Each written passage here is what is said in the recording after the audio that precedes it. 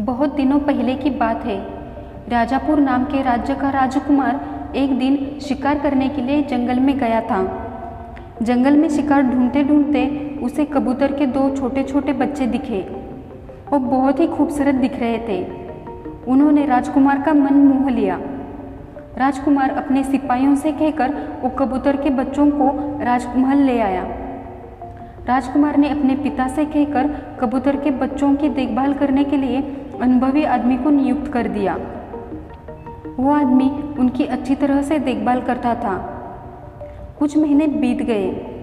उस आदमी को समझ में आया कि एक कबूतर आसमान में अच्छी उड़ान लेता है, मगर दूसरा अच्छी उड़ान नहीं लेता।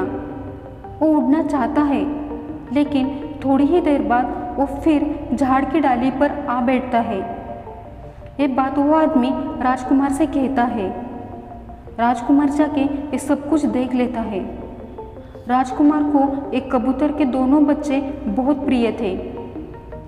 राजकुमार ने ये बात अपने पिता से कही और बोला कि मुझे वो दोनों बच्चे आसमान में अच्छी तरह उड़ान लेते हुए देखना है। आप राज्य में ऐलान कर दीजिए, जो व्यक्ति उन दोनों कबूतर के बच्चों को ऊंचा उड़ाने में कामयाब होगा उसे हम इनाम देंगे। ये बात राज्य में फैल गई। उसी राज्य का एक किसान राजकुमार के पास आ गया और बोला, मैं प्रयास करना चाहता हूँ।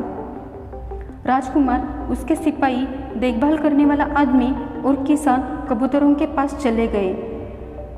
अब देखभाल करने वाले आदमी ने कबूतरों को उड़ने का इशारा कर दिया। एक कबूतर ने उड़ान ली और दूसरा कुछ ऊपर जाकर फिर से उसी डाली पे आकर बैठता है। ये देखकर किसान उस डाली को ही काट देता है और सब लोग देखते हैं कि वो कबूतर उड़ान लेता है और फिर बैठने के लिए देखता है, लेकिन वहाँ पे तो वो डाली ही नहीं रहती। फिर वो कबूतर दूसरे कबूतर के साथ अच्छी तरह आसमान में उड़ान लेता है।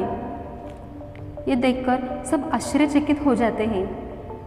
राजकुमार किसान से पूछता है, ये तुमने कैसे किया?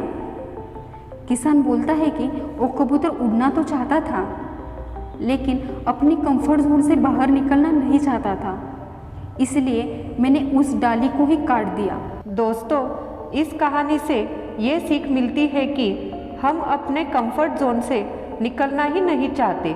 दूसरों की तरह हम बहुत ऊंचाई पर जाना तो चाहते हैं, लेकिन जिस डाल से हम चिपक कर बैठे हैं, जो हमारा कंफर्ट जोन होता है, उसे बाहर आ जाइए और उस डाली को ही काट दीजिए।